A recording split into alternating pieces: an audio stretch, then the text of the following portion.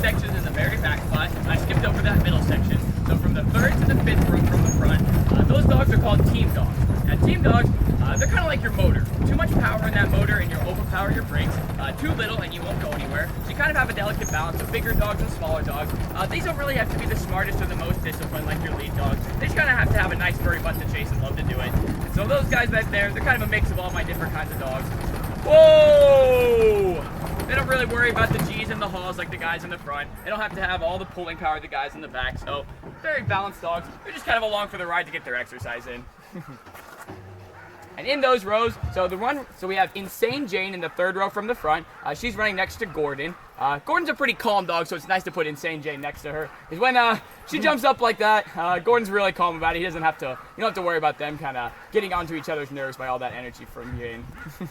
And Gordon's pretty cool. He's kind of my jack of all trades dogs. He can run in the lead spot, he can run in the back spot, and he can run in the middle. He can also run next to my craziest dogs, and he does a really good job. So really good to have Gordon with those crazy girls. And then right behind Jane and Gordon, that middle spot right there with those two boys, that's Chetco and Rogue. Those are my two other 8-year-olds on the team. And I do mention 8 years old is pretty typical retirement age for a sprint racing dog. Chetco is actually coming up on retirement, but Rogue isn't. So they're both 8 years old, but Rogue kind of kept all his energy, all his strength, and all his speed. So he's going to have another year of sprint racing still. He's my strongest dog in the yard as well. He actually wears 3 collars because he can pull out of 2 because he's so strong. So he's a pretty awesome boy. And then right behind them, we've got Trickster on the left right here and 3 on the right. Both of them are about 2 years old. They were born here about 2 years ago. They haven't done too much professional racing, but they got 1 year under their belt. So they're just kind of new to the team, getting used to all the different positions and everything. And if y'all are kind of wondering what types of dogs these all are, they might look like a bunch of just random dogs we picked up from the back of a Taco Bell or something, but they're not. So these are a specific breed. So every dog in our yard is technically called an Alaskan Husky. Now our guys, they're a little bit of a variation of that called an Alaskan Sprint Hound. They kind of took the initial Alaskan Husky breed and said, how can we make it as crazy as possible? That's how you got these guys. They bred them with Greyhounds, German Shorthair Pointers, and Whippets. A lot of really fast dogs to do the sprint racing. So my guys will focus on those 20 to 30 mile long races, and your Alaskan Huskies, they're going to focus on the really long distance races like Iditarod, up to 1,000 miles even for some of those races, which is pretty cool. Hi guys. And then if you're also, so me and Nick, we don't technically own all of these dogs. These guys are all owned by a woman named Rachel Skidores. She was actually the first legally blind person to complete the Iditarod. So she raised all of these guys from puppies, and she did the Iditarod about 13 years ago. So she's a really incredible musher. She's raised all these guys from puppies, but these guys aren't your Iditarod dogs. The Iditarod dogs are going to be the ones you see behind you. They're going to pull up closer to us on one of our watering hole stops, and you're going to see what they look like as well. They're going to be a bit bigger, fluffier than my guys, meant for going down to temperatures like -50, whereas my guys like around 0 to -20 degrees. So cool. I'm going to wait for a few more jumps and a few more tugs before we get ready to go. There's 1 jump. You can always count on Jane. And there's 2. And the other team pulled up behind us, so perfect timing. Alright guys, we ready?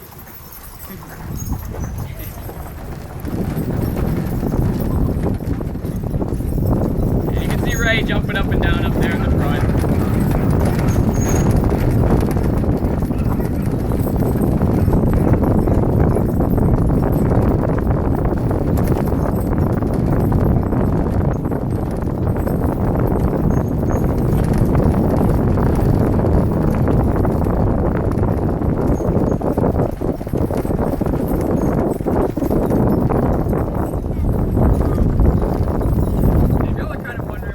Dog sled against the side of the road as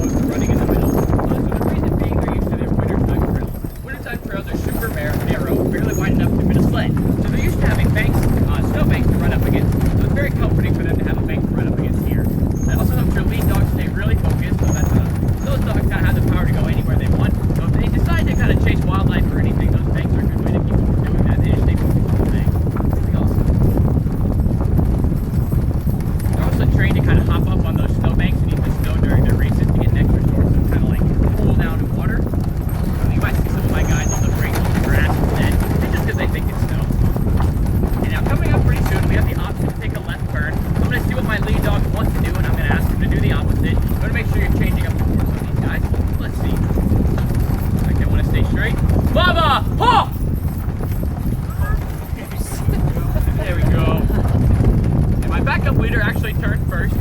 He heard the command, and he's a little bit quicker just because he's a little bit of a more experienced leader.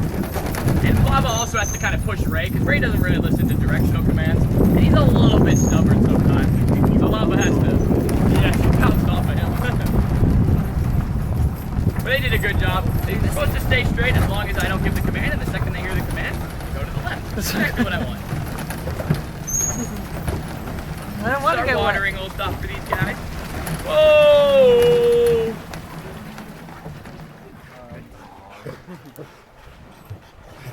One's laying down. This is our watering hole stop for these guys. And while it might look like some random puddle that forms from the rain, this is actually something we maintain on purpose for these guys. If y'all look up to your left, you can see a last little bits of that waterfall. It's getting pretty melted out here during our warm summer months, but that's where we get all this water from. We have a pipe that goes to the base of it down there, and then goes to that bucket, and then we feed it onto this side of the road. Keep this stuff nice, clean, fresh, and flowing for these guys. We don't want anyone drinking stale, stagnant water, because that'll build up a lot of bacteria and get them sick. And they have races coming up soon, so we don't want anyone getting sick. It's also about 42 degrees Fahrenheit, so if any of y'all are hot or thirsty, feel free to hop off and join the dogs. Take a splash or a sip. It's all nice glacial water from the top of the mountain. Don't do it, bro. Now, I'm a little disappointed. No one's ever taken me up on that offer. Yeah, and dogs have some pretty cool ways of cooling themselves off. So the number one way you'll see all my guys doing it is just standing in it. Paw pads are one of the biggest sources of thermal regulation on a dog, so most of them will just stand in it, kind of get in this cold water and it'll cool them off really nicely. Some of the other dogs that want to get cool a little bit faster, you see 3 right there plopping her belly in it, and that boy in the front on the left, Brahms up there.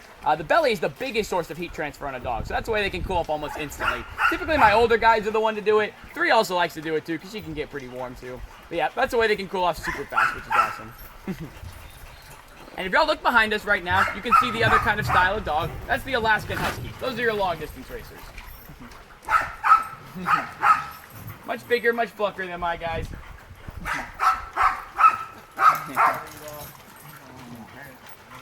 there another sled back there? Yeah, yep, another team, yep.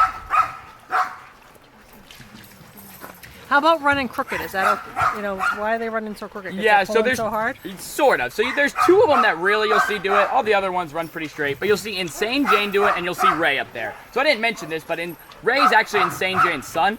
So Jane is actually my only directional dog. I have to run her on the left side, and even when she's on the left, she pulls even further to the left. She's just a little bit quirky. We kind of think that Ray inherited it from her, but all the other ones tend to run straight. Every once in a while, you will notice a dog that does kind of side turning, and that's called crabbing. That's kind of how they learned to do it when they were puppies. There's no real advantage or disadvantage to it. Even when you walk a dog on a leash, you'll notice some of them kind of turn like that. That's just how they prefer to pull. Or Jane does it because she's quirky. We don't really know why. We like Jane. Yeah, we love Jane. Yeah, it's kind of crazy. So I mentioned all my dogs are sprint racing dogs.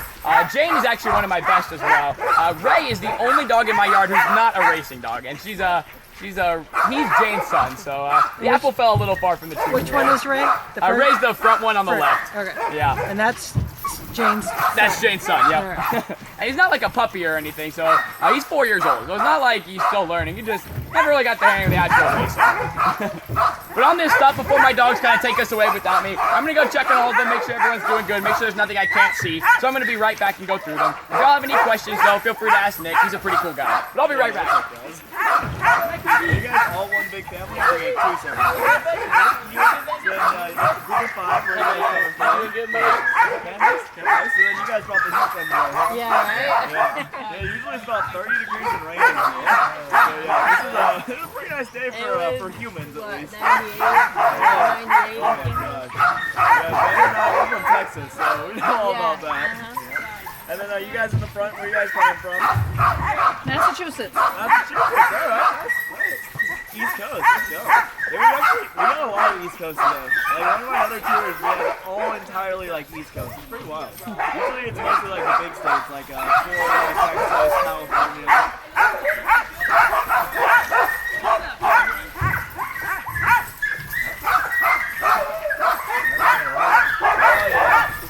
Everyone's looking good, so we're going to get going. All right, guys, we ready?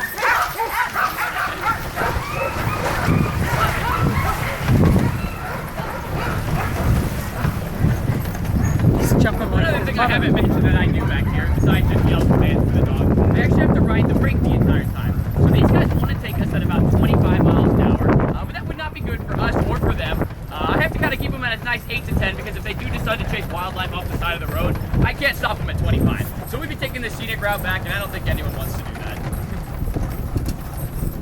And if y'all look to your left, I kind of forgot to mention it, but there's a clearing where you can see the waterfall a little bit better. Cool. Yep, coming up on the end of its life, so we're going to have to switch sources pretty soon, but it's been really good for us this summer. It's been a really hot summer, too, like the hottest on record. And coming up pretty soon, we've got a big hill.